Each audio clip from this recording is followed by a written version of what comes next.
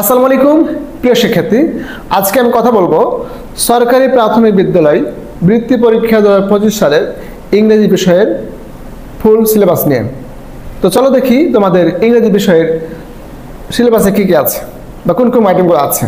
তো প্রিয় শিক্ষার্থী, আমরা দেখতে পাচ্ছি এখানে subject English, full marks 100, time 2 hours and 30 minutes। অর্থাৎ আমরা যে স্কুলগুলোতে 2.5 ঘন্টা পরীক্ষা দিয়ে অভ্যস্ত 100 মার্কের, ঠিক তাই আছে।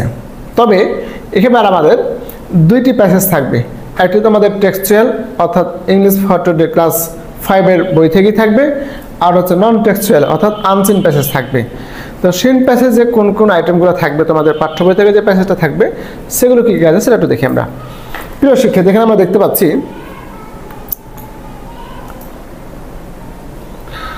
read the text and dialogue and answer to question 1 to 3. This text and dialogue will be taken from the class 5 textbook English for today। অর্থাৎ তোমাদের সিন প্যাসেজটা অবশ্যই তোমাদের পাঠ্য বই থেকে নেওয়া হবে এবং এই আইটেম থেকে 1, 2, 3 এই তিনটি আইটেমস অ্যান্সার করতে হবে। তাহলে কোন কোন প্রশ্নগুলো থাকবে তোমাদের সিন প্যাসেজ বা পাঠ্য বইয়ের প্যাসেজ থেকে সেটা একটু দেখি। এক নম্বর দেখতে পাচ্ছি আমরা প্রিয় শিক্ষার্থী, match the given words to their meaning. অর্থাৎ আমরা যে এর আগে কলাম বা ম্যাচিং করেছি ঠিক তাই থাকবে। পার্থক্য শুধু আমাদের স্কুল পরীক্ষাগুলোতে আমাদের বাম পাশে 5টি এবং ডান পাশে অতিরিক্ত 2টি অর্থাৎ 7টি থাকে। তবে বৃত্তি পরীক্ষা যেটা হবে সেটা হচ্ছে বাম পাশে 5টি এবং ডান পাশে 5টি। কত মার্ক? 5 থেকে 5, তাহলে এটা 5 মার্কসের। সেকেন্ড নাম্বার হচ্ছে make meaningful sentence with the given words. অর্থাৎ তোমাদের টেক্সচুয়াল তোমার পাঠ্য বইয়ের ইংলিশ পাঠ্য বইয়ের 5টি ইম্পর্টেন্ট ওয়ার্ড দেওয়া থাকবে, সেই ওয়ার্ড দিয়ে তোমাকে 5টি বাক্য তৈরি করতে হবে। কত মার্কের? 5 থেকে 5। এবার থার্ড নাম্বার দেখতে পাচ্ছি আমরা প্রিয় শিক্ষার্থী যে answer the following questions in sentences. There will be 6 short response questions, all of which must be answered। প্রিয় শিক্ষার্থী, তোমাদের 3 নম্বরের অ্যান্সারটা খুবই ইম্পর্ট্যান্ট। এই আইটেমে যারা ভালো করবে নিশ্চিত বৃত্তি পরীক্ষায় তারা ভালো করবে, কারণ 6টি প্রশ্নের অ্যান্সার করে 18 মার্ক। আর মার্কস আপ ডাউন হয়, সাধারণত মার্কস আপ ডাউন হয় এই প্রশ্নোত্তর পর্বে গিয়ে। তো আশা করছি এই প্রশ্নোত্তর পর্বটা তোমরা খুব ভালোভাবে অ্যান্সার করবে। এখানে তোমাদের 6টি প্রশ্ন দেওয়া থাকবে, প্রতিটি প্রশ্নের মান হচ্ছে 3 করে, 3, 6, 18 মার্কস। অর্থাৎ এখন প্রশ্ন হতে পারে আমরা 2 মার্কে যে অ্যান্সার করেছি তাহলে প্রশ্নের উত্তর কি একটু বেশি হবে? অবশ্যই সেন্টেন্সেস একটা সেন্টেন্স বের হতে পারে। তা তোমার প্রশ্ন অনুযায়ী প্রশ্নটা ওভাবেই করা হবে যে একটা সেন্টেন্সের বেশি সেন্টেন্সে তোমাকে অ্যান্সার করতে হবে। প্রিয় শিক্ষার্থী, এই ছিল আমাদের প্রথম যে প্যাসেজটি থাকবে তোমাদের পাঠ্য বই থেকে, এই 3টা আইটেম। আমরা এবার দেখি সেকেন্ড প্যাসেজে কি কি থাকছে। দেখো, read the text or dialogue and answer the questions 4, 5 and 6। তাহলে তোমাদের যে আনসিন প্যাসেজ থাকবে অর্থাৎ নন টেক্সচুয়াল, সেখানে তোমাকে 4, 5, 6 এই 3টা আইটেম অ্যান্সার করতে হবে। তাহলে 4 নম্বরে কী থাকবে? 4 নম্বরে থাকবে fill in the blanks with the most suitable word from the provided box. অর্থাৎ বক্সের মধ্যে তোমাকে 5টি ওয়ার্ড দেওয়া থাকবে এবং ABCDE আকারে তোমাকে 5টি প্রশ্ন থাকবে শূন্যস্থানের মাধ্যমে। তাহলে বক্স থেকে তোমাকে সঠিক ওয়ার্ডটা দিয়ে শূন্যস্থান পূরণ করতে হবে। কত মার্ক? এটা হচ্ছে 5 মার্কসের, অর্থাৎ 5 থেকে 5। এবার 5 নাম্বার থাকবে মাল্টিপল চয়েস কোয়েশ্চেন অর্থাৎ MCQ, যেটা আমরা বহু নির্বাচন হিসাবে চিনি। প্রিয় শিক্ষার্থী, এখানে আমাদের 5টি মাল্টিপল চয়েস বা MCQ থাকবে, সেখানে হচ্ছে 5 থেকে 5, অর্থাৎ 5টাতে 5 মার্ক। 6 নাম্বার থাকবে আমাদের answer the following questions in sentence or sentences. এখানে তোমাদের ঠিক 3 নম্বরের মতোই 6 নম্বরে আমাদের 5টি প্রশ্ন থাকবে। এই 5টি প্রশ্ন আনসিন প্যাসেজ থেকে অ্যান্সার করতে হবে। এই প্রতিটি প্রশ্নের মান হচ্ছে 3, অর্থাৎ 3 পাচ্ছে 15 মার্কস। তাহলে তোমাদের বৃত্তি পরীক্ষার জন্য 3 নাম্বার এবং এই 6 নাম্বার অ্যান্সারিং যে এটা আছে খুবই ইম্পর্টেন্ট।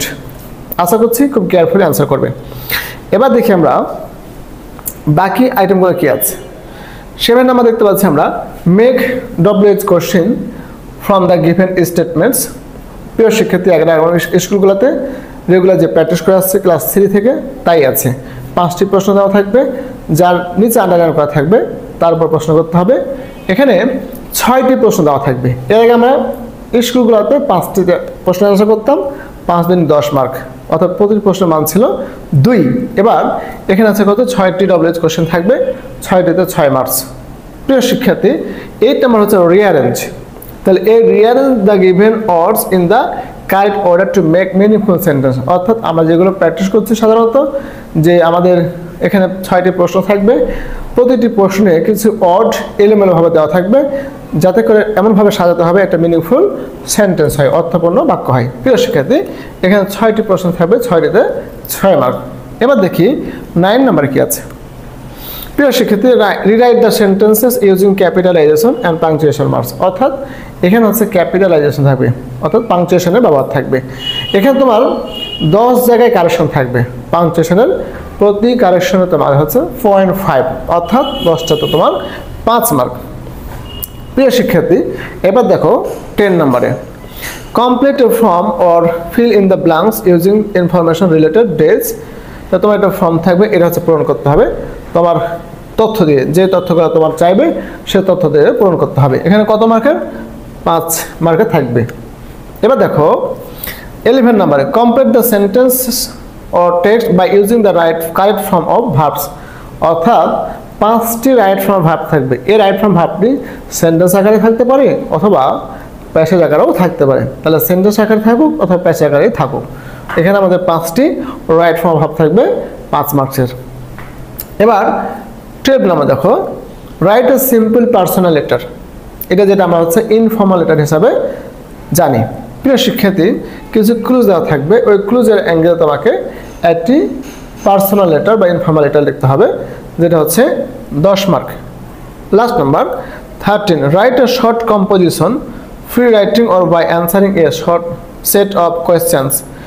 প্রিয় শিক্ষার্থী তোমাদের একটা নতুন একটা আইটেম যোগ করা হয়েছে, যে তোমাদের একটা শর্ট কম্পোজিশন থাকবে, অর্থাৎ প্যারাগ্রাফ আকারে থাকবে, যেটা তোমার হচ্ছে 10 মার্কের। ওখানে কিছু প্রশ্নের ক্লু দেওয়া থাকবে, সেই প্রশ্নের ক্লুর অ্যাঙ্গেলে আমাদেরকে এই শর্ট কম্পোজিশনে অ্যান্সার করতে হবে।